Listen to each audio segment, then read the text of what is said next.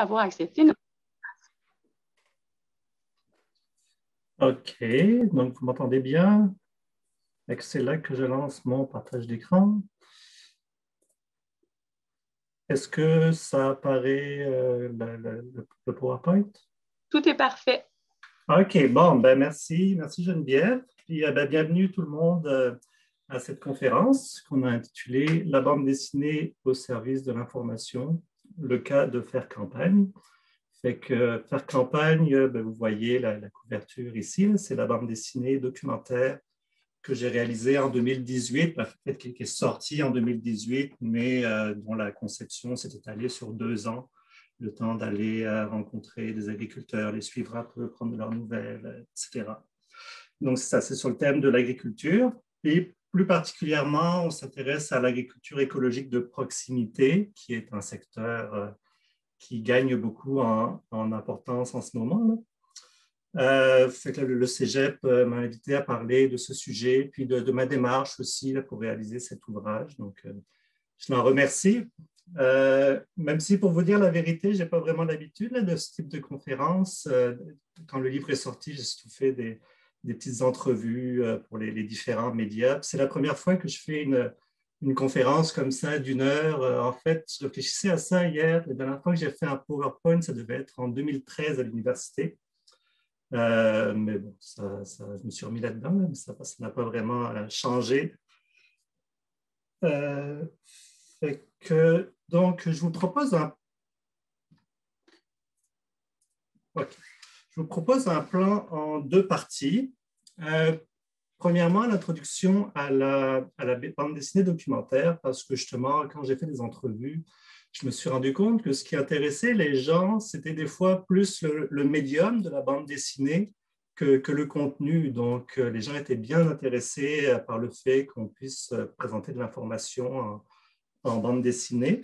Donc, je vais prendre un moment pour vous faire une introduction là-dessus. Là, je n'ai pas la prétention d'être un spécialiste de la bande dessinée documentaire, même si j'en fais, là, mais je pense avoir lu assez d'ouvrages pour vous en parler un peu. Là. Puis donc, on va regarder c'est quoi la bande dessinée documentaire, c'est quoi les caractéristiques du style, c'est quoi les différentes familles qu'on peut retrouver. Donc là, on va introduire quelques auteurs, quelques œuvres marquantes. Puis là, comme je comprends qu'on est dans un cours de littérature aussi, il y a pas mal d'études en littérature. Donc, je pense que ça peut être intéressant pour vous. Là. Si à la fin de cette conférence, il y en a quelques-uns parmi vous qui vont à la bibliothèque pour lire quelques bouquins là, dont je vais vous parler, je pourrais dire que ma conférence aurait été un succès.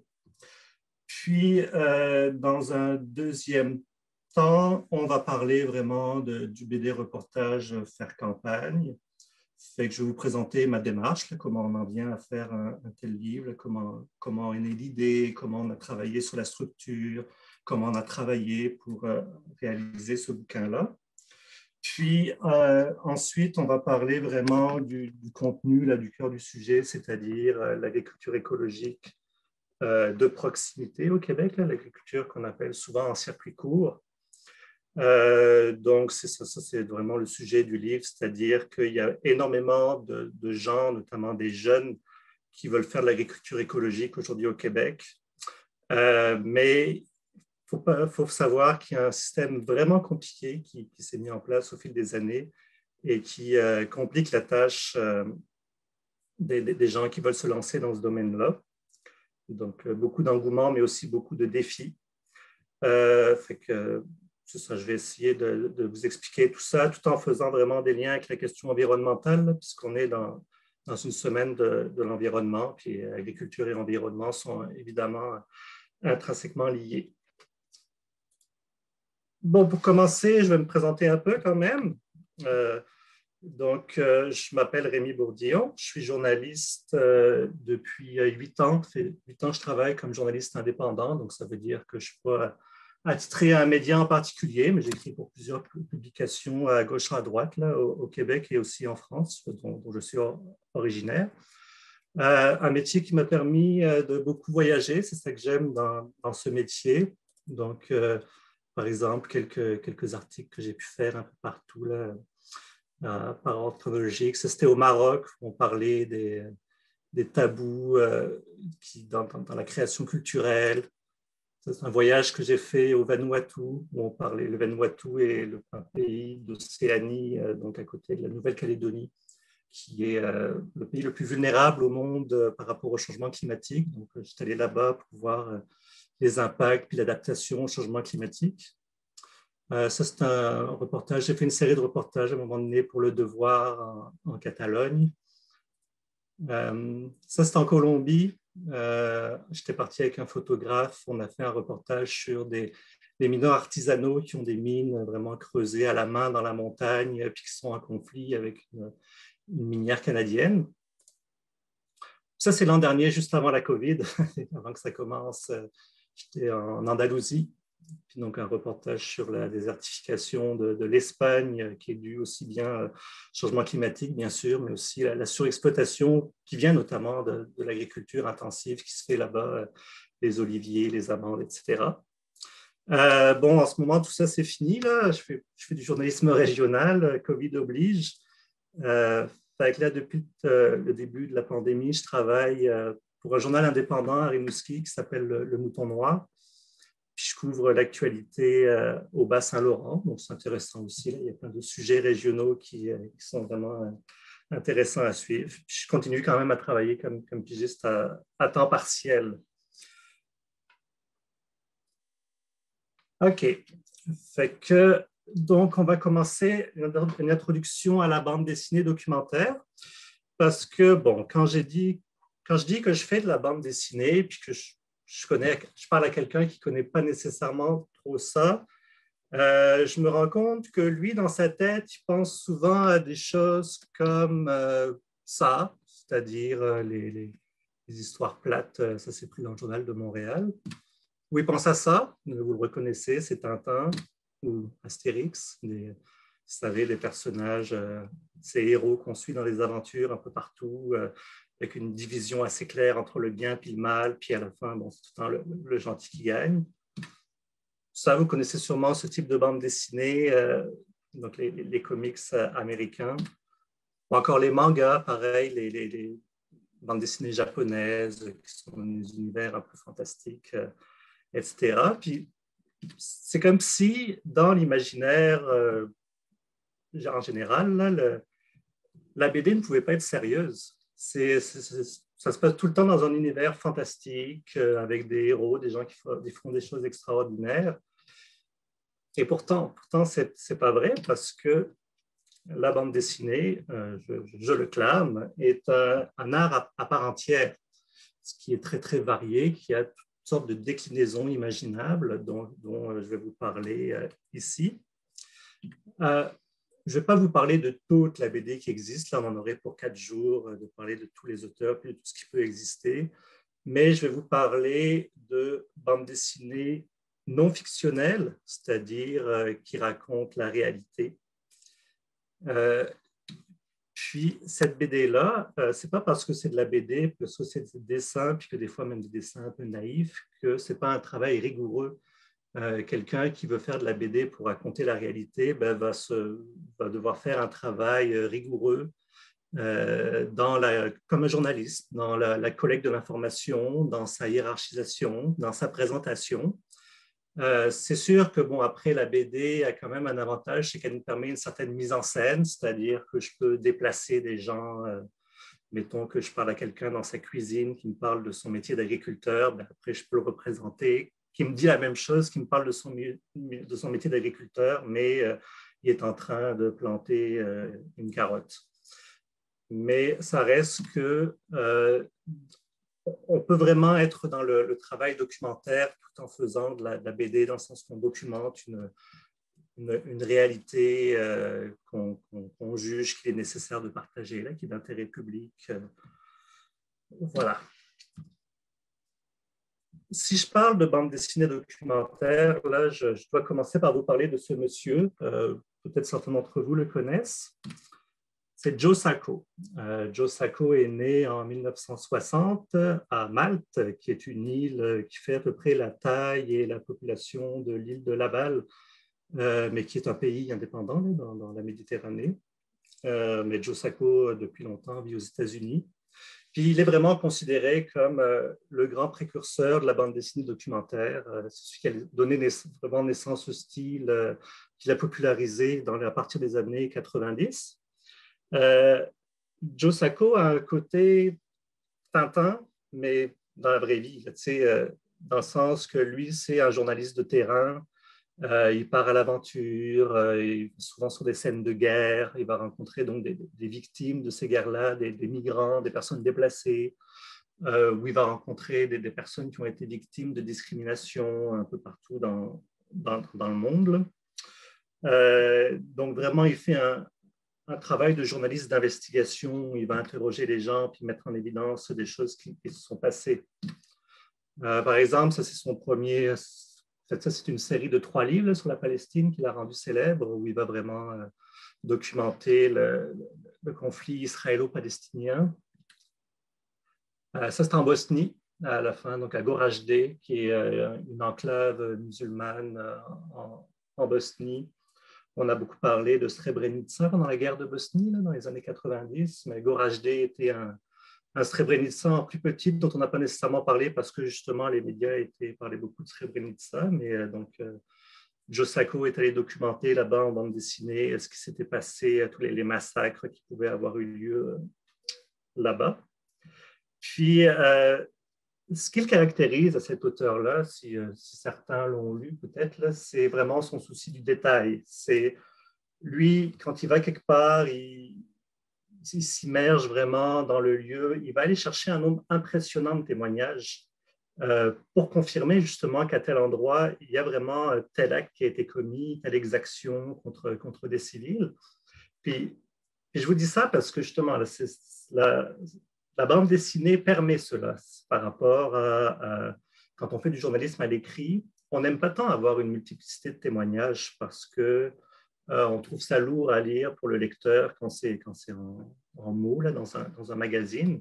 Or, en BD, on a le support du dessin, ce qui nous permet vraiment d'aller chercher de nombreux intervenants qui vont témoigner. Puis, ça ne fait pas redondant, ça reste facile à suivre pour le lecteur. Puis, Sacco, avec cette multiplicité de personnages et de témoignages, il est vraiment capable de montrer des discriminations qui sont vécues par des peuples entiers. Là. Il y a vraiment une approche plus systémique, là, pour prendre un mot à la mode, si on veut. Donc, c'est ça, un souci du détail qui peut le rendre d'ailleurs un peu difficile à lire là, quand on n'est pas habitué. Ça, vous voyez, c'est un reportage sur la caste des intouchables en Inde. Donc, il va rencontrer vraiment des gens, puis de documenter c'est quoi cette caste, puis il y a toutes les dynamiques de domination qui la touchent, qui s'exercent sur elle. Ça, c'est un livre important de Joe Sacco, Gaza 1956. C'est un pavé, là, c'est vraiment très long à lire. Mais vous voyez là, justement le souci du détail, puis le souci de présenter l'information de manière journalistique avec la carte très précise, très bien expliquée. Toute l'information est là, des statistiques. Vraiment, c'est très fouillé. Puis là, l'histoire, c'est que dans ce reportage-là, ça se passe dans les années 2000. Puis lui, il part donc dans la bande de Gaza, en Palestine, pour enquêter sur un massacre de Palestiniens qui a été commis en 1956. Puis ce qui arrive, c'est que pendant son enquête que lui il fait sur le terrain, ben, la vie continue sur place. Puis il est témoin lui-même du conflit israélo-palestinien, puis des conflits qui ont lieu tous les jours. Là. Fait qu'il y a tout le temps cet aller-retour qui se fait entre le passé et le présent. C'est un livre qui est fascinant parce qu'il réussit à montrer le processus de déshumanisation dont sont victimes les Palestiniens. Puis depuis des décennies, quoi, ça montre vraiment une permanence dans le temps, une permanence dans le quotidien, mais aussi dans le temps un peu plus long sur 60 ans. Donc, c'est vraiment un bon livre. Vous voyez donc les images. Là, on voit ici le cas d'une destruction de maison parce que, par exemple, l'armée israélienne soupçonnait que ça avait été utilisé pour mener une attaque terroriste. Donc, ça arrive tout le temps là, à Gaza. Mais si vous ne devez en lire qu'un, là, si j'ai une seule recommandation à vous faire sur Joe Sacco, c'est ce livre-là, Payer la Terre, qui est son plus récent, et qui est sorti l'an passé, en 2020, ce qui se passe dans les territoires du Nord-Ouest au Canada. Puis là, il part à la rencontre des Autochtones, donc des territoires du Nord-Ouest, les Dénés, chez qui il y a de l'exploitation pétrolière qui se fait, puis bon, qui divise un peu la population entre ceux qui pensent qu'il faut respecter la nature, ceux qui pensent qu'il faut qu'il faut profiter de cette manne d'argent éventuellement. Puis donc Sacco va vraiment les rencontrer, puis il raconte toute l'histoire de ce peuple-là, tout le processus de colonisation, le processus d'acculturation qui a été mené par le biais des pensionnats notamment.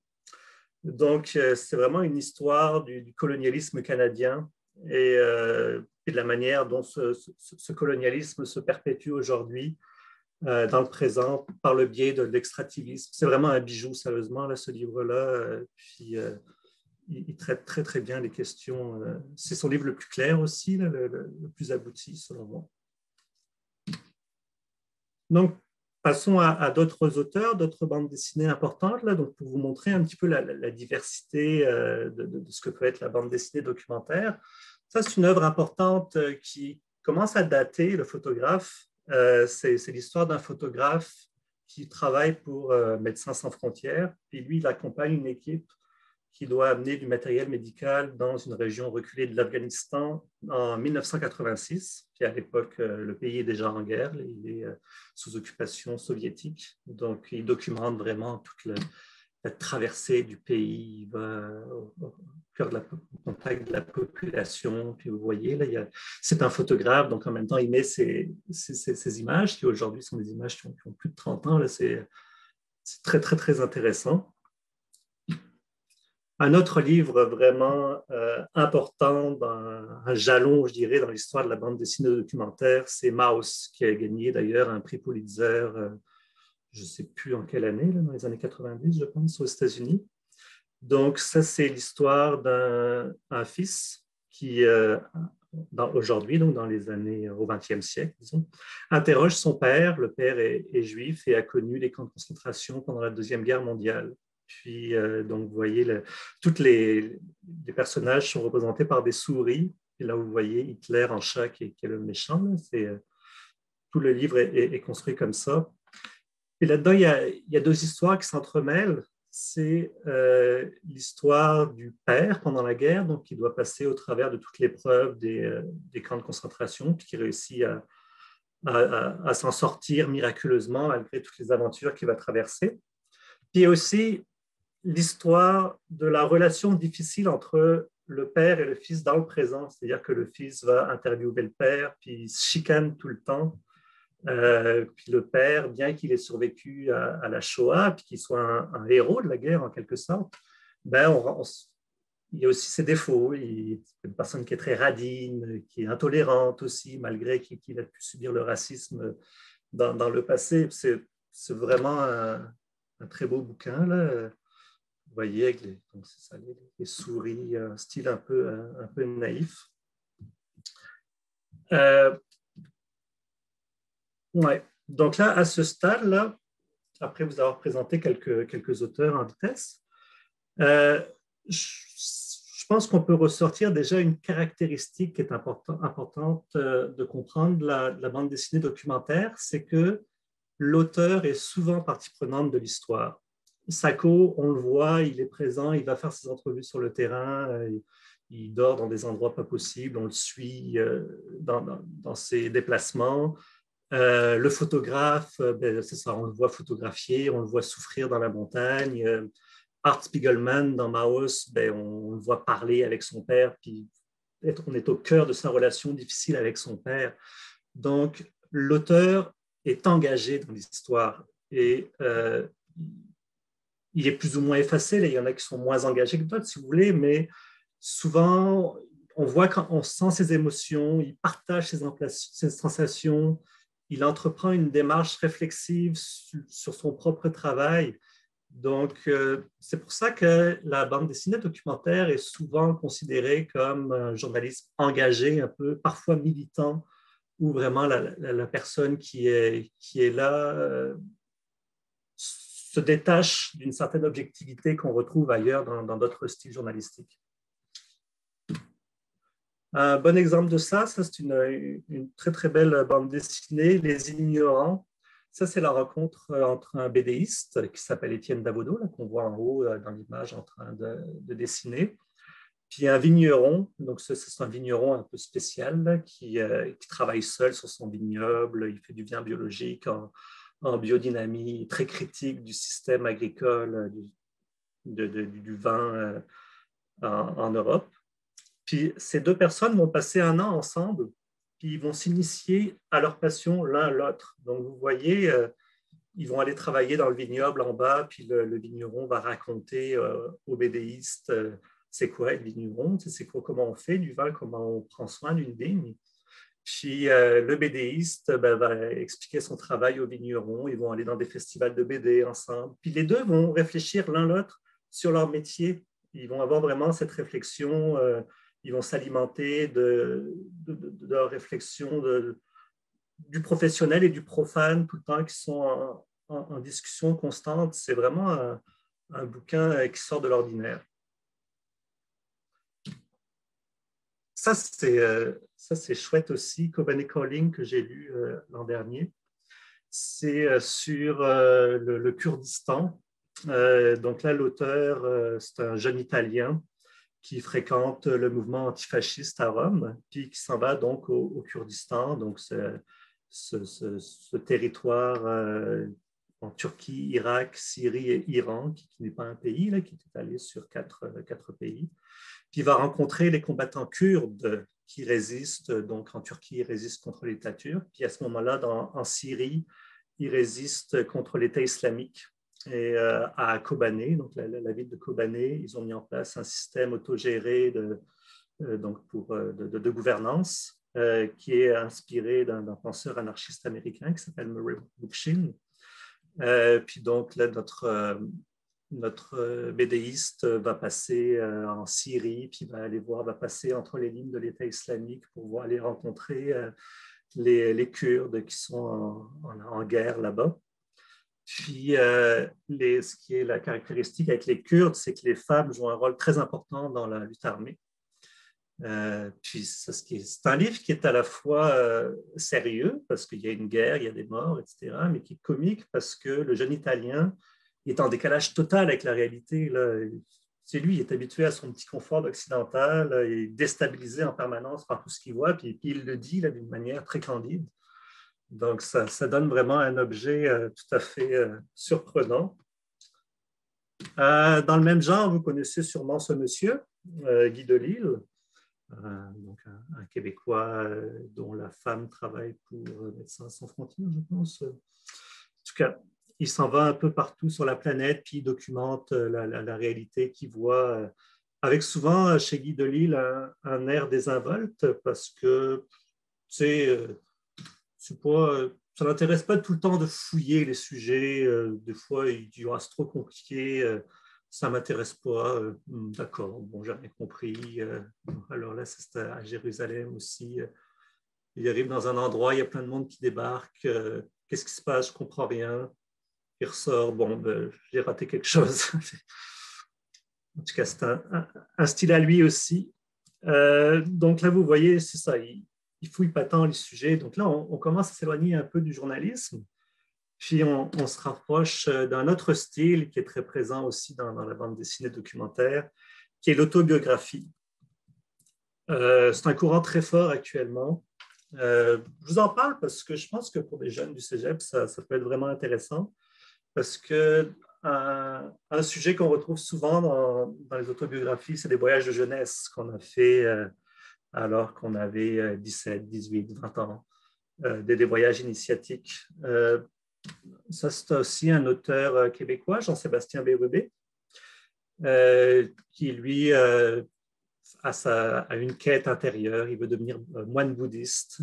C'est la solution à tous ces questionnements. Puis il s'en va au Népal, puis au Tibet, avec l'intention de devenir moine. Puis, bon, comme le nom l'indique, il ne va pas devenir moine, là, il ne réussira pas à répondre à ces questions, puis il va revenir un peu déçu de ce voyage-là, mais c'est tout ça qu'il raconte. Trop dépassé, ça c'est vraiment un super bouquin. Uli Lust, ça me permet de citer une femme aussi, montrer que la bande dessinée n'est pas seulement une affaire de dude. Donc, Uli Lust est autrichienne, puis à l'âge de 17 ans, c'est une punk. Puis elle part en voyage en Italie sans le sou, à l'aventure, comme ça, puis va lui arriver effectivement toutes sortes d'aventures extravagantes qui tournent beaucoup autour de la sexualité. Et c'est un bouquin qui est très fort parce qu'elle arrive à retranscrire avec ses images, avec ses mots, la manière dont va se sentir une jeune femme qui est dans un monde de macho, qui attire tous les regards des hommes, qui est livrée à elle-même, qui peut faire confiance à personne. C'est vraiment puissant la manière dont elle le décrit. Et moi, c'est une des BD que j'ai le plus aimé. Là, tout est là. Il y a de l'aventure, il y a vraiment de la tension, de l'angoisse par moments. C'est vraiment, je vous le conseille chaudement. La vulgarisation scientifique, ça existe aussi en bande dessinée, de la même manière qu'on peut faire du journalisme scientifique. Voyage aux îles de la désolation d'Emmanuel Lepage. Donc, lui, il part sur un bateau qui ravitaille les bases scientifiques françaises qui sont dans le sud de l'océan Indien. Donc là-bas, il y a plusieurs îles où il y a des bases scientifiques. Là, c'est des îles où il fait tellement froid, puis où il y a tellement de vent qu'on ne peut pas vivre. Mais il y a de la recherche qui se fait là-bas sur toutes sortes de sujets. Il y a des gens qui partent là, ils vont rester là 3 mois, 6 mois, mener des recherches comme on peut en mener au Canada dans l'Arctique. Puis, lui va raconter l'histoire de la découverte de ces îles, de leur occupation, de comment on a essayé de les coloniser, puis on n'a jamais réussi. Puis la recherche qui s'y fait, là, c'est quoi qu'on fait là-bas? Pourquoi on envoie des scientifiques là-bas? Et puis graphiquement, là, c'est vraiment une des plus belles BD qui soit, le mélange de noir et blanc, de couleurs, les animaux, très, très beau. Puis il a fait ce qu'on peut considérer comme une deuxième partie qui s'appelle La Lune est blanche. Puis là, il part carrément en Antarctique, dans une base scientifique, la base scientifique française. Puis là, il est accompagné de son frère, qui est photographe. Donc, c'est le même principe. Là, il va vraiment documenter le travail du scientifique en Antarctique, qu'est-ce qu'il fait. Sauf que là, en plus, il y a des photos, là, comme vous voyez en haut à gauche, c'est une photo réelle. C'est du monde en Antarctique, là, qui ont un espèce de train pour emmener du matériel scientifique loin, loin, en direction du pôle Sud. C'est très, très chouette comme livre. Dans le même genre, dans la combi de Thomas Pesquet. Donc, lui, c'est un astronaute français qui part dans la Station spatiale internationale. Puis ça raconte vraiment son métier de A à Z, là, de tout ce qu'on a envie de savoir sur un astronaute. Là. On a tous, en tout cas tous les petits garçons, on a tous voulu être astronaute à un moment donné dans notre jeunesse. En tout cas, moi, je l'ai été.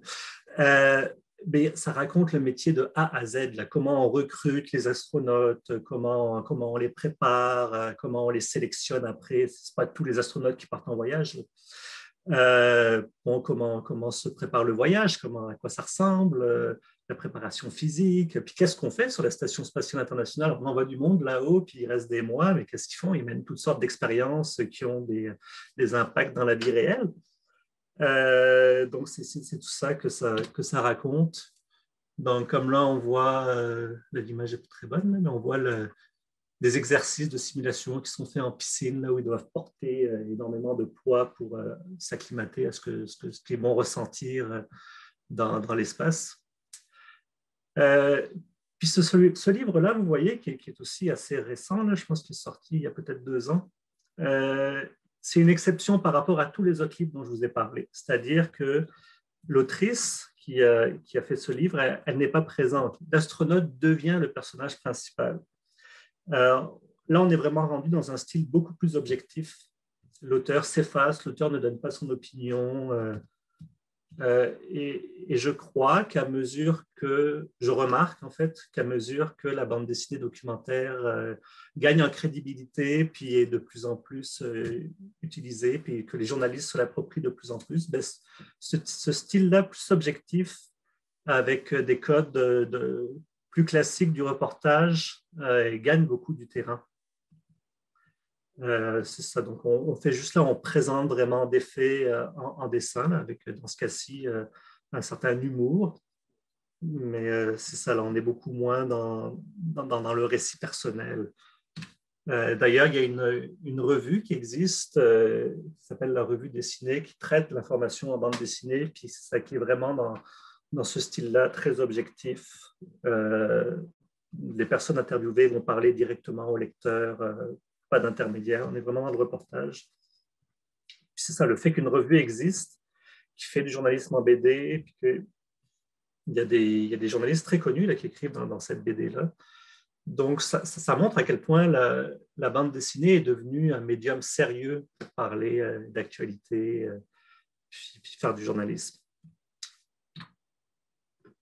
D'ailleurs, c'est rendu aussi la bande dessinée un outil de communication scientifique. Là, je vous ai parlé des reportages qui pouvaient être faits, mais là, le site 1.5, qui est un média pour lequel j'écris d'ailleurs, qui parle des changements climatiques au Québec, publie des séries de BD pour expliquer des sujets qui ne sont pas nécessairement évidents, mais les expliquer en bande dessinée. Comme là, vous voyez, on va expliquer la différence entre la météo et le climat, qui n'est pas toujours clair pour tout le monde. Donc, en quelques vignettes, on va pouvoir bien illustrer ça, ou c'est quoi, comment ça fonctionne, les gaz à effet de serre, etc. Donc,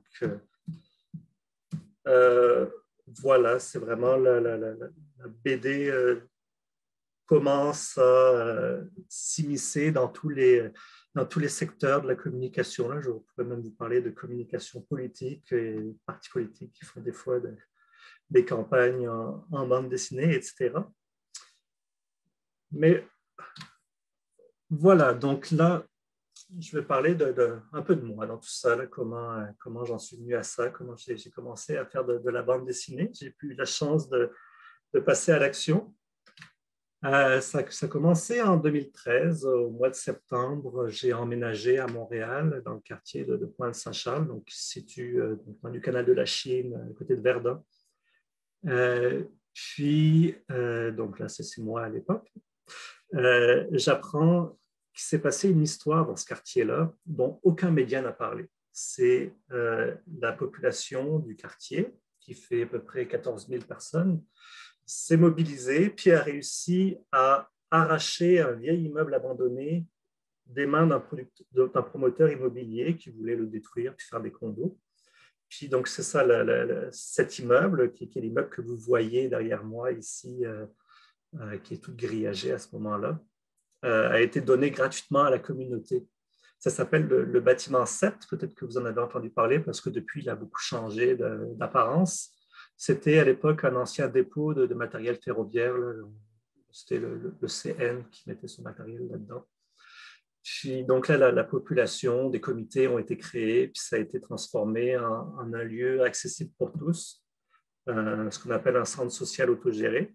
Puis aujourd'hui, il y a même une microbrasserie là-dedans là, qui est en activité, etc. Je sais pas où c'est rendu. Là, il y avait un projet de faire un CPE, par exemple.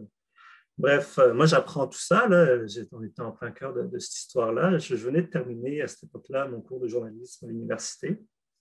Et il me disait, ce serait cool vraiment de faire un article sur cette aventure-là qui s'est passée dans ce quartier-là. J'ai écrit à la revue Nouveau Projet, que je connaissais un peu, là, mais que je n'avais jamais écrit dedans. Je n'avais jamais écrit dans aucun journal, en fait. Puis, je lui propose de faire un article sur ce sujet-là. Puis, je reçois la réponse, bonjour Rémi, est-ce que ça vous tenterait de faire un BD reportage sur ce sujet? Moi, je suis comme, bah, oui, cool, mais je ne sais pas dessiner. Là, je ne sais vraiment pas dessiner. Elle me dit, pas de problème, on va s'arranger. Donc, c'est là que j'ai été mis en contact avec Pierre-Yves César, qui est un illustrateur, puis qui était lui aussi un Français qui est resté à Montréal. Et on a travaillé ensemble tous les deux. Donc, moi, je faisais vraiment le travail de journaliste. J'allais récolter l'information, je la synthétisais, je la traitais, je la débroussaillais. je sortais un scénario de ça, puis lui, il le mettait en image. Donc, ça, c'est ce que ça avait donné à l'époque. C'était assez chargé parce qu'il fallait qu'on raconte des années de lutte citoyenne avec beaucoup de gens qui étaient impliqués là-dedans dans seulement 10 pages. Donc là, vous me voyez, par exemple, sur la première image, la première planche en bas, là, ça c'est moi avec mon petit sac à dos. Puis après, sur la deuxième page en haut, je parle avec la fille en vert. Donc c'est ça, on a fait ce choix-là. Comme on avait beaucoup de personnages, comme on avait beaucoup de gens qui venaient de milieux différents dans cette histoire-là, on s'est dit que moi, j'allais apparaître dans la bande dessinée en tant qu'habitant du quartier, puis reporter, tu sais. Donc, je fais le lien entre tous les personnages, mais j'amène aussi des observations personnelles en tant qu'habitant du quartier, qui a un peu l'expérience de ce quartier-là. Donc, je décris les problèmes. Le quartier est en phase de gentrification. Tu sais, les gens n'ont plus nécessairement accès à des services à coût abordable parce que toutes les boutiques deviennent des boutiques un peu plus huppées. Et il y a un besoin d'avoir des lieux plus accessibles, comme justement le bâtiment 7. Donc, c'était ça, cette histoire-là. Puis ça a bien marché parce qu'on a reçu un prix, les prix du magazine canadien l'année suivante, en 2015. Ça, c'est une formule que j'ai reprise plus tard. Ça, c'est l'an passé. J'ai fait un reportage sur le déclin du caribou. Donc, je suis allé à Shefferville, dans le nord du Québec. Puis, donc ça, c'est Michel Hellman qui a fait une bande dessinée, lui aussi, sur son voyage au Nunavik, il y a quelques années. Et donc, dans ce reportage-là, moi, je suis parti à la rencontre des chasseurs autochtones qui vivent du caribou. J'ai tenté de comprendre ce que le déclin du caribou pouvait signifier pour eux, pour les Autochtones, parce que c'est vraiment lié à leur culture, à leurs habitudes, même à une époque, c'était lié à leur déplacement se faisait en fonction du caribou. Donc, parce qu'on parle souvent du déclin du caribou avec un angle biologique ou écosystémique, mais il y a des conséquences aussi pour les humains, puis il y a des manières pour les Autochtones de s'adapter à ce déclin-là. Donc, ça, c'est aussi une bande dessinée d'une dizaine de pages qui est parue dans Nouveau Projet au printemps 2020, donc l'an dernier. Mais entre-temps, il y a eu Faire campagne, donc voilà ce qui m'amène ici à vous parler. Donc, d'où ça part cette histoire-là? C'est quoi la genèse de ce livre? C'est que j'ai un ami à moi qui est allé vivre dans le Kamouraska. Donc, c'est une région où c'est une très belle région, là, une région agricole où les paysages sont superbes. Et là-bas, il y a énormément de jeunes familles qui vont s'installer, qui achètent des petites propriétés, des petites fermes, puis qui veulent démarrer un projet agricole. Puis là, mon ami, d'ailleurs, ça c'est sa ferme, là, il a démarré cette ferme-là l'an dernier. Donc, il connaît bien le milieu. Là, puis il me dit, on parle un jour autour d'une bière, puis il me dit, tu devrais t'intéresser à ce sujet. C'est vraiment compliqué de démarrer une petite ferme écologique au Québec qui vend en circuit court, là, qui vend sur les marchés ou directement à la ferme. C'est beaucoup moins simple qu'on le pense. Et là, je me dis, ah ouais, c'est vraiment cool. Il me semble qu'en BD, ça ferait un super sujet. Tu sais, on pourrait présenter plein d'agriculteurs, on pourrait présenter leur histoire de vie, tu sais, pourquoi ils en sont venus à l'agriculture, c'est quoi les techniques qu'ils utilisent pour faire l'agriculture écologique, tout ça. Là, j'en ai parlé à Pierre-Yves, donc, avec qui j'avais fait la première bande dessinée à Pointe-Saint-Charles. Lui, il me dit, ah ouais, super, moi je suis partant, mais tu sais, ce que je veux, c'est qu'on fasse un livre. Je veux vraiment qu'on fasse quelque chose de gros, qu'on vide le sujet. Tu sais. OK, bon. J'ai demandé conseil à l'équipe de Nouveaux Projets, donc que je connaissais maintenant.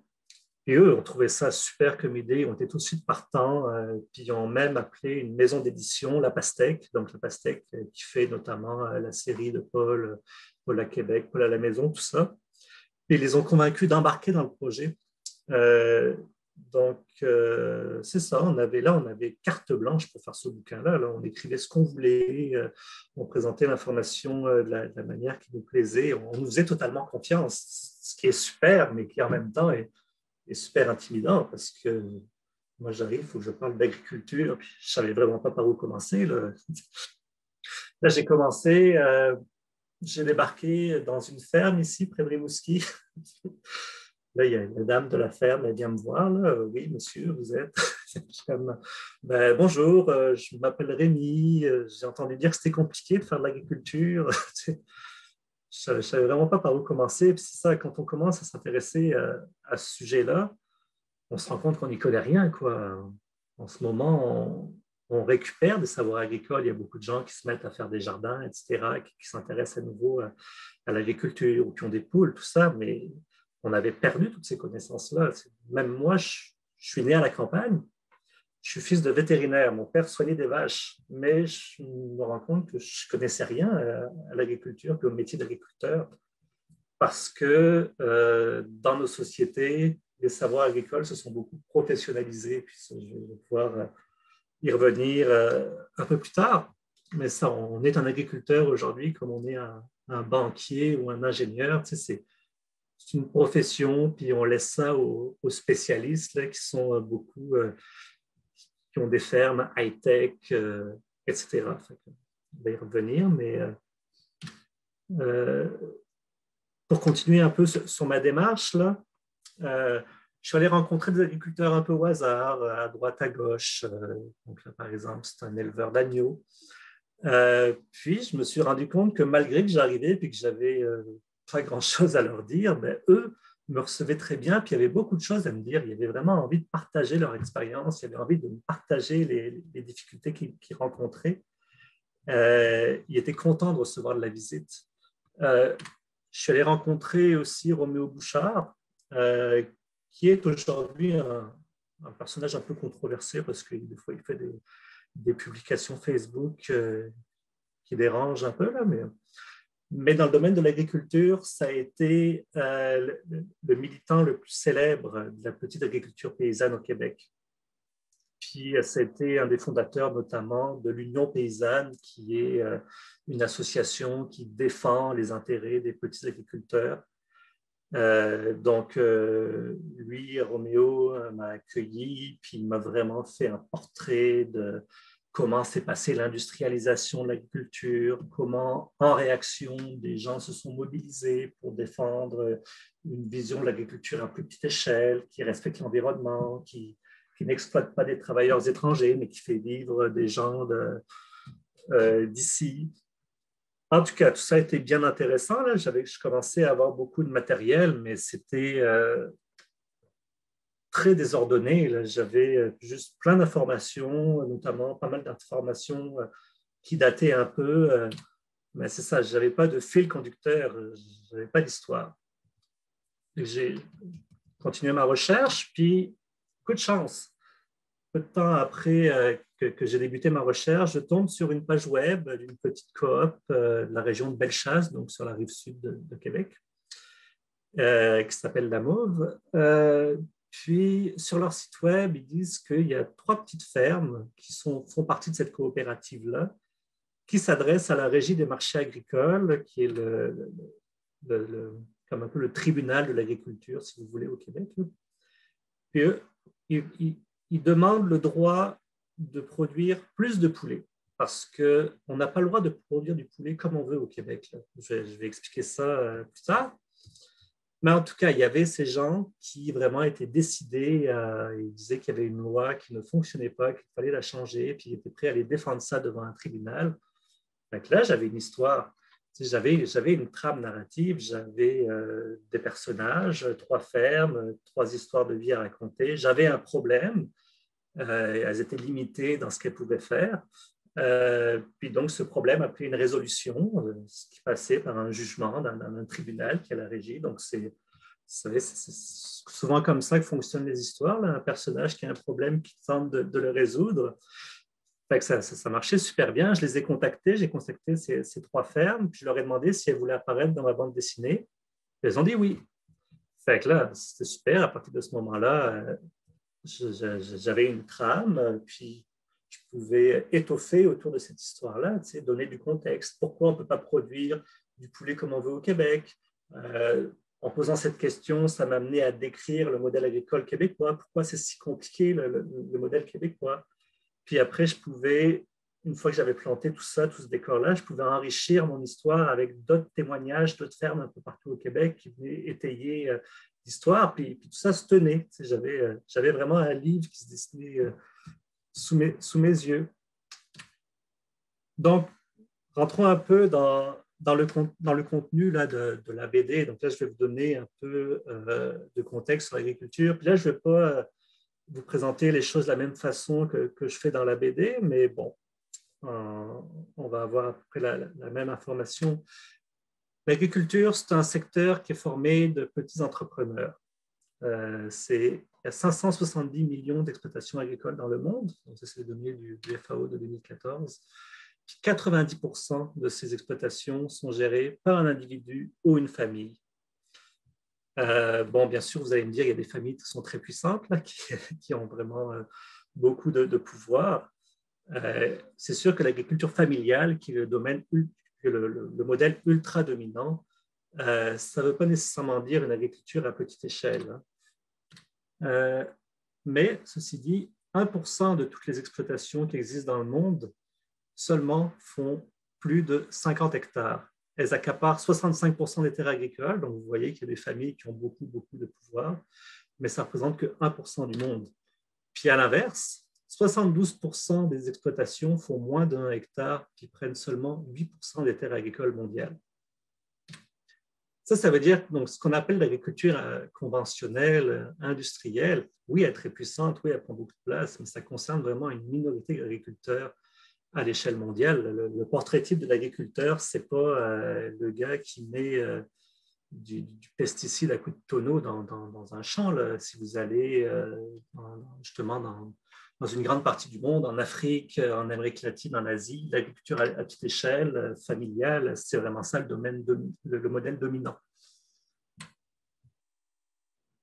Mais malheureusement, être un petit agriculteur, ça veut dire qu'on vit dans la pauvreté. Les petits agriculteurs qui ont des petites fermes tirent vraiment le diable par la queue. Puis le Québec n'a pas fait exception à cette règle. En 1951, il y avait 140 000 fermes au Québec qui étaient un peu partout sur le territoire, mais qui n'étaient vraiment pas du tout performantes. Le gouvernement se rend compte que ces fermes-là ont un grand retard par rapport à celles de l'Ontario, puis les agriculteurs sont extrêmement pauvres.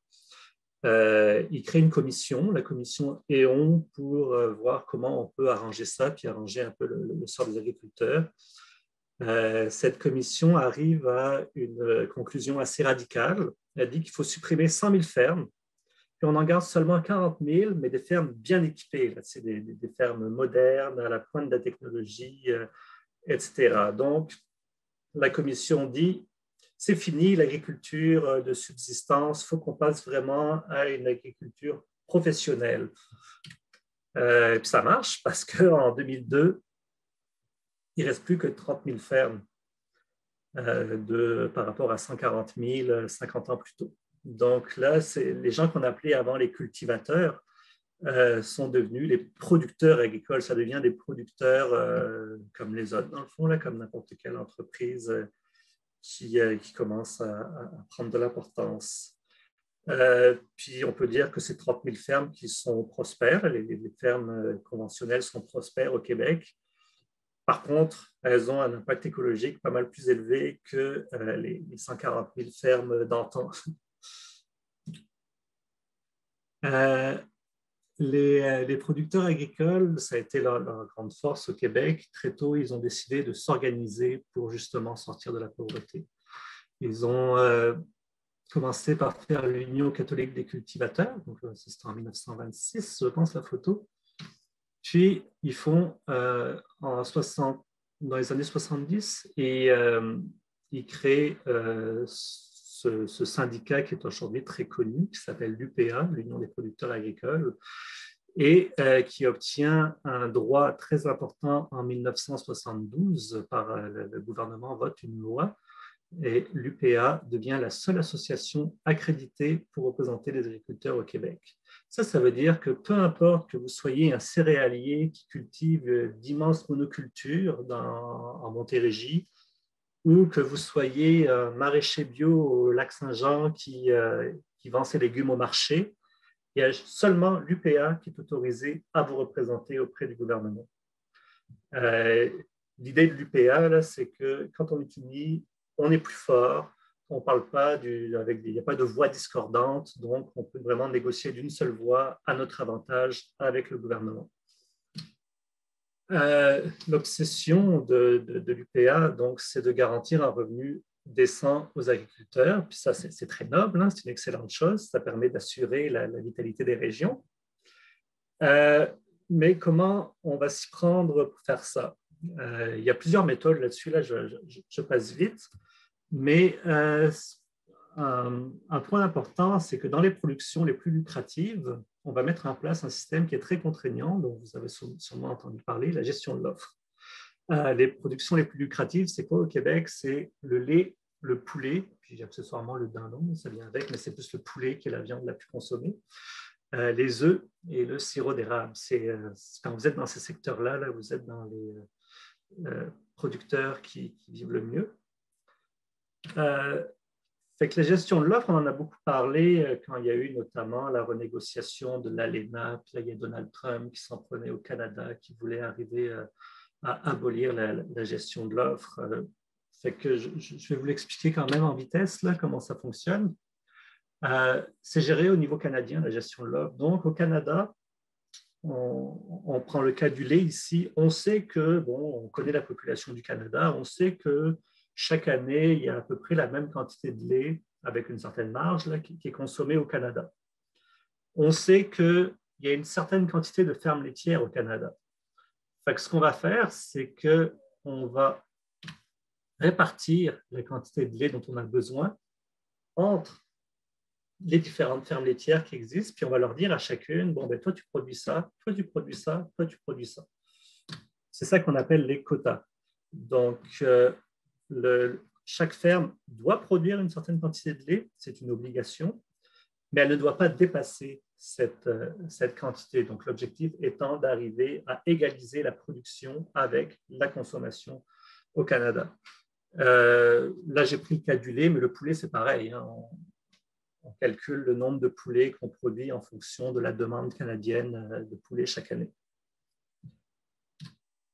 La gestion de l'offre a beaucoup d'avantages. C'est-à-dire qu'il n'y a pas de surproduction. On sait tous les ans à peu près combien on va produire, donc on ne va pas jeter des choses parce qu'on a trop produit. Ça fait des prix qui sont stables. On négocie un prix entre les producteurs et les distributeurs. Donc, ce qu'on appelle le prix canadien, ce prix-là, il couvre les dépenses et il assure une rémunération aux producteurs. Il est supérieur au prix mondial. Dans le marché libéralisé, ailleurs qu'au Canada, parce que la gestion de l'offre, c'est seulement au Canada, ben là, les producteurs, ils n'ont pas de limite de production, donc ils produisent beaucoup, ils sont en concurrence les uns avec les autres, il y a beaucoup d'offres. Finalement, la demande, elle reste stable parce qu'on ne va pas boire 20 litres de lait chaque jour pour faire plaisir aux producteurs. Donc là, les prix baissent, puis ça va. Finalement, c'est des producteurs qui sont victimes de ça. Alors qu'avec la gestion de l'offre, le producteur, il sait combien il va être payé. Il y a une stabilité financière, il peut planifier ses investissements à long terme sur sa ferme. Puis d'ailleurs, si le sujet vous intéresse, là, il y a cet article dans le Monde diplomatique qui est paru au mois de février. Ça parle de la situation des producteurs laitiers en France, là où on a aboli les quotas. Puis c'est une catastrophe. Ils sont vraiment rendus dans la misère. Alors que les producteurs laitiers au Québec, ils travaillent beaucoup. C'est sûr que ce n'est pas le plus facile des métiers, mais ils gagnent très bien leur vie. Au Bas-Saint-Laurent, où j'habite, je peux vous assurer qu'il y a bien des villages où la plus belle maison, c'est un producteur laitier qui la possède. Ceci dit, la gestion de l'offre a des inconvénients. d'abord le prix des quotas. Donc, le quota, c'est le droit de produire. Au début, le gouvernement a distribué des droits de produire aux agriculteurs, puis il a fait ça gratuitement. Il a dit, bon, toi, tu as le droit de produire, je ne sais pas, là, tant de centaines de milliers de litres. Puis c'était un droit à vie, quoi, définitif. Puis, qu'est-ce qui s'est passé au fil du temps? Ben, les producteurs se sont mis à se les vendre parce que ça a une valeur, un quota. Si tu n'as pas de quota, tu peux produire. Donc, les prix se sont mis à s'enflammer à tel point que le gouvernement, à un moment donné, a dû mettre une limite à ça. Donc aujourd'hui, là, une vache, posséder une vache, ça coûte au Québec 24 000 $. Et là, ce n'est pas le prix de la vache. Là. Acheter une vache, ça ne coûte pas ça. Ça ne coûte pas cher, une vache. C'est le prix seulement pour avoir le droit de commercialiser le prix de la vache. La ferme laitière moyenne au Québec là, fait autour de 60 vaches. Donc, ça veut dire que si je veux acheter une ferme de cette taille-là, je dois payer le bâtiment, je dois payer le troupeau, je dois payer la machinerie, puis je dois payer les quotas. Donc, mettons 60 fois 24 000 $, ça veut dire 1,4 million de dollars avant d'avoir pu commencer à produire le moindre litre de lait. Là. Imaginez l'endettement des producteurs laitiers. Là, c'est des gens qui se mettent une tonne de dettes autour du cou dès le début de leur carrière. Puis l'autre inconvénient, c'est si tu n'as pas de quota, si je n'ai pas de quota, si je n'ai pas le droit de produire du lait, si je n'ai pas le droit de produire du poulet, tu fais quoi? Tu ne peux pas. On ne peut pas produire si on n'est pas dans la gang de ceux qui possèdent les quotas et puis qui ont payé une fortune pour les obtenir. Donc, il y a le hors quota. Donc, si on n'a pas de quota, c'est ça. Il y a une certaine exception, mais dans le lait, il n'y en a pas. On n'a pas le droit. Si on ne possède pas de quota, on n'a pas le droit de produire du lait au Québec. Si on ne possède pas de quota, on a le droit de produire seulement 300 poulets. Puis ça a augmenté récemment. Là, quand j'ai fait la BDI, on avait le droit de juste produire 100 poulets. Il faut savoir que sur un poulet, un agriculteur, un petit éleveur de poulets gagne environ 5 $. Donc, si tu fais juste 300 poulets par année, tu veux gagner 1 500 $, c'est rien. Puis, on a le droit d'avoir 100 poules pondeuses seulement. Ça, ce n'est pas partout comme ça. Là. En Alberta et en Colombie-Britannique, c'est 2000 poulets. Donc, si vous êtes un petit agriculteur, que vous avez une petite ferme, là, vous avez, je ne sais pas moi, vous faites des paniers de légumes, vous faites quelques fruits. Alors, en Alberta, vous avez le droit d'avoir 2000 poulets en plus, donc ça va vous permettre de gagner peut-être 10 000 $ à la fin de l'année. Donc, ça va peut-être permettre de faire la différence entre une exploitation agricole qui est rentable et une exploitation agricole qui n'est pas rentable et qui va devoir à terme mettre la clé sous la porte. Alors que la demande, donc c'est ça, la petite ferme au Québec, la petite ferme écolo que vous voyez, les petits jeunes qui s'ouvrent des fermes un peu partout, là, ils n'ont quasiment pas accès aux productions les plus lucratives.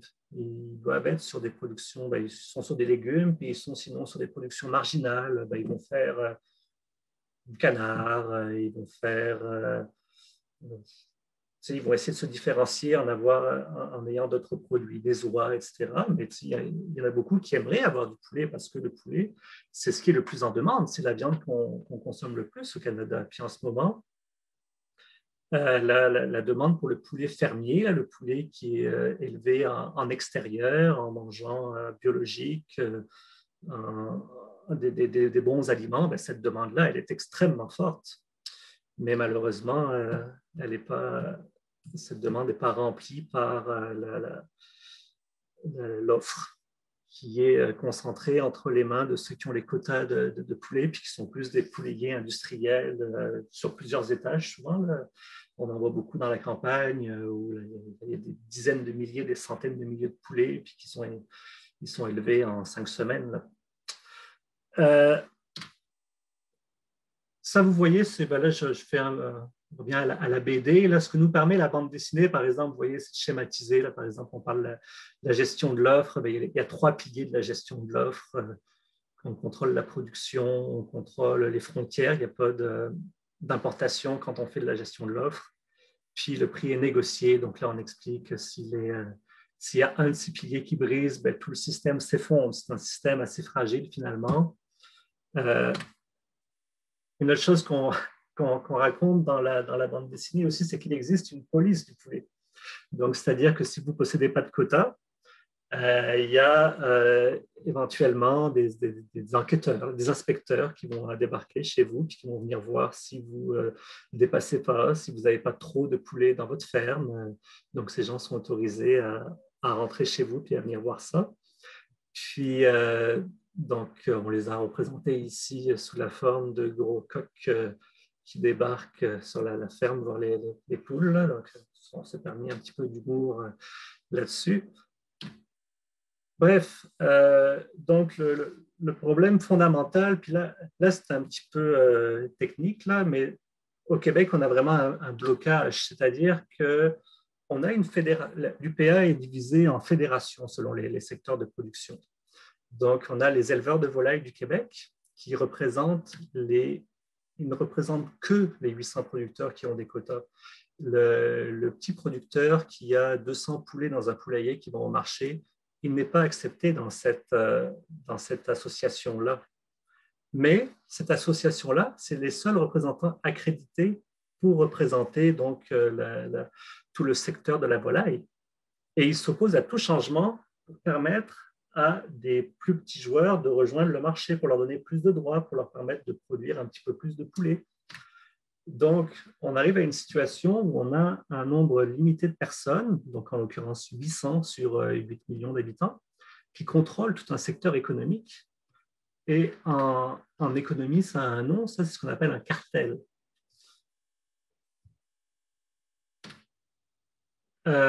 Donc, c'est pour ça que, au fil des années, là, puis à partir des années 90, il y a des personnes ont demandé qu'il y ait un autre syndicat qui soit créé pour faire contrepoids à l'UPA et que ce syndicat permette de représenter les gens qui sont des petits producteurs pour que ces gens aient un mot à dire sur la manière dont le modèle agricole fonctionne. Donc ça, c'était l'Union paysanne. Là, on voit ici le congrès de fondation de l'Union paysanne avec Rondeau Bouchard qui était plus jeune. Donc, si on avait 2 associations, par exemple, si on avait 2 syndicats agricoles, ben, on pourrait s'arranger pour que, on discuterait, là, puis les quotas de poulets ne seraient pas concentrés entre les mains de 800 industriels, mais on pourrait en offrir un peu à des producteurs plus artisanaux qui répondent à une demande qui existe. Là, il y a plein de gens qui veulent manger du poulet de meilleure qualité, puis qui a été élevé dans le village d'à côté. Cependant, l'UPA est tellement puissante, puis il y a tellement ses entrées auprès du gouvernement qu'en près de 20 ans d'existence, en plus de 20 ans d'existence même, l'Union paysanne n'a jamais réussi à se faire reconnaître, puis l'UPA reste la seule voix des producteurs agricoles. Donc là, vous voyez, là, c'est donc les gens que j'ai suivis dans la bande dessinée, donc ils eux contestaient cette limite. Eux, ils avaient donc une petite ferme, ils avaient seulement le droit de produire 100 poulets à l'époque. Puis vous voyez la méthode que eux utilisent pour élever leurs poulets, c'est vraiment différent des gros poulaillers. Là, ils ont des petits enclos qui sont mobiles, donc les poulets sont à l'extérieur, c'est grillagé sur le côté. Les poulets respirent l'air, ils mangent, ils se promènent, ils sont peu nombreux dans chaque enclos et ils picorent dans le gazon, ils adorent ça. Et puis, on va déplacer plusieurs fois par jour ces enclos-là pour permettre aux poulets d'avoir de la nouvelle herbe fraîche. Donc, le soir, on les rentre ou on ferme, si c'est fermé sur le dessus, que les poulets soient à l'ombre. Et puis, ce produit-là, qui est un produit qui est très recherché, là, qui est un produit d'excellente qualité, ben, il n'y a aucun producteur conventionnel qui le propose. Là, ça n'existe pas. Vous ne trouvez pas ça dans votre épicerie, dans votre IGA. Donc, c'est ça, ces gens-là disent pourquoi en Alberta, les gens auraient le droit de vendre 2000 poulets, mais nous, au Québec, on a seulement le droit d'en vendre 100. alors que vu que l'offre n'existe pas dans les épiceries, nous, on aurait assez de clients pour en vendre 2000 poulets, là, il n'y a pas de problème. Donc, ils sont allés devant donc, la régie, là, ce que je vous expliquais au début, donc ce genre de tribunal de l'agriculture, puis ils sont allés défendre ce droit de produire de 2000 poulets. Donc, c'est ça, moi, j'ai pu assister à cette audience. Puis, c'est ça, là, on a raconté dans la BD les audiences à la manière qu'on raconte les procès avec des dessins. C'est un peu ça qu'on a reproduit aussi dans la BD. Donc là, à ce moment-là, les représentants de l'UPA, ils représentaient les gros éleveurs. Ils sont venus dire que non, ce n'est pas possible. Si on laisse à tout le monde, à tous les petits producteurs, le droit de produire 2000 poulets, ben, ça allait foutre le bazar, quoi. Le système allait s'écrouler. Et pourtant, mes 3 petits paysans qui étaient là dans l'audience, là, qui sont venus se défendre, ils sont membres de l'UPA. Ils doivent payer une cotisation à l'UPA. C'est le seul syndicat, tu es obligé de payer ta cotisation. Mais l'UPA, en retour, ne défend pas leur droit à avoir une ferme rentable. Donc, là, je peux vous dire que finalement, ils ont perdu. C'est resté à ce moment-là à 100 poulets. Après, il y a quand même eu un changement depuis, c'est qu'un an plus tard, suite à une autre requête similaire de l'Union paysanne, puis un autre jugement, la limite a été montée de 100 à 300 poulets. Donc maintenant, si vous démarrez une petite ferme, vous avez le droit d'avoir 300 poulets, ce qui vous permet d'avoir un revenu un petit peu supplémentaire. Mais bon, c'est largement symbolique. Là, c'est quand même pas suffisant pour faire fonctionner une ferme de nos jours. Bon, là, j'en suis rendu à 1 heure. Je voulais quand même vous parler d'un autre problème qui est important en agriculture, là, dont on parle beaucoup, c'est l'accès aux terres agricoles. Donc ça aussi, on en parle dans la BD. Ça, il y a vraiment un problème, ça c'est partout dans le monde, c'est que le prix des terres agricoles, il augmente constamment. Souvent, on dit que c'est à cause des fonds d'investissement qui rachètent toutes les terres, puis qui spéculent, etc. Là, mais la raison principale, c'est pas ça, c'est que les agriculteurs conventionnels, ben, c'est des entrepreneurs, comme je vous disais tantôt, là, puis en bons entrepreneurs, ils aiment bien grossir leur entreprise, donc ils rachètent les terres du voisin pour grossir tout le temps leur exploitation à eux. Donc là, il y a moins de terres disponibles, il y a de la concurrence pour les racheter. Fait que là, les prix augmentent sans cesse. Donc, plus 7,3% en 2020, ça c'est au Québec. C'est la 34e année consécutive que les prix augmentent. Donc ça veut dire que pour un jeune là, qui veut démarrer une petite exploitation, c'est vraiment de plus en plus dur de s'offrir une terre agricole. Puis, ça, c'est un peu technique aussi. Là, je peux passer rapidement, mais je vous ramène à ce que j'ai dit tantôt. À partir des années 50 au Québec, là, on voulait avoir moins de fermes. Donc, on a tout fait pour avoir une consolidation des terres agricoles. Ça veut dire quoi ici sur ce schéma-là?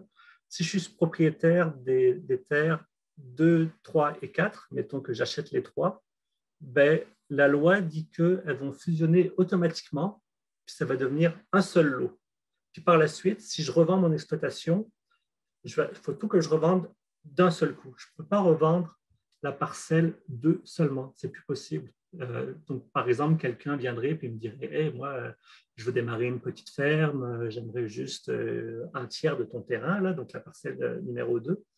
Ben non, on ne peut pas lui vendre. Donc, il y a vraiment il y a toute une partie de la BD, dans le fond, où on parle de ça, puis on raconte l'histoire d'un couple qui, lui, a réussi un peu miraculeusement à obtenir un petit morceau de terre. Mais c'est extrêmement difficile de faire ça. Donc, les terres sont de plus en plus grosses, puis on ne peut plus en racheter seulement un petit morceau. Donc, on arrive à un problème au Québec, c'est que les fermes conventionnelles n'ont pas cessé de grossir, elles ont pris de la valeur parce qu'elles ont racheté des terres, elles se sont équipées avec de la haute technologie, là c'est incroyable, les tracteurs qu'on peut avoir maintenant. Et les propriétaires de ces fermes-là, ils approchent la retraite. La jeune génération, elle est intéressée par l'agriculture, mais elle n'a pas envie de s'endetter en achetant une ferme qui coûte des millions. Elle veut plutôt faire une agriculture écologique à petite échelle en partant avec une somme très, très modeste, souvent même en location, puis grossir petit à petit. Mais c'est ça, il y a une déconnexion entre les fermes qui sont en vente puis la demande de fermes aujourd'hui. Ça, c'est un problème parce que là, les plus âgés ne trouvent pas de relève. Les plus jeunes ont des difficultés à accéder à la terre. Puis quand ils y accèdent, vu qu'il y a tellement de blocages, là, donc je vous ai parlé notamment des quotas, ben, c'est difficile de garder leur exploitation en vie à long terme. Donc, la preuve, c'est que moi, j'ai visité 7 fermes pendant que j'ai fait mon livre, entre 2016 et 2018. Puis déjà, il y en a au moins 2 qui ont disparu. Puis la coopérative La Mauve, dont je vous parlais tantôt, a fait faillite. Donc, vous voyez, malgré l'engouement qui existe, malgré qu'on parle d'autonomie alimentaire plus que jamais, ben ça reste que c'est très, très, très difficile de se tailler un chemin dans l'agriculture de proximité, puis surtout d'y rester longtemps. Donc, c'est ça, j'ai fini, ça conclut la présentation. J'aurais pu vous parler d'autres problèmes, là, par exemple les abattoirs, mais je vois qu'on est déjà rendu à 11h15, donc je pense qu'on peut en rester là pour l'instant. Puis s'il y a des gens qui ont des questions, ça va me faire plaisir d'y répondre.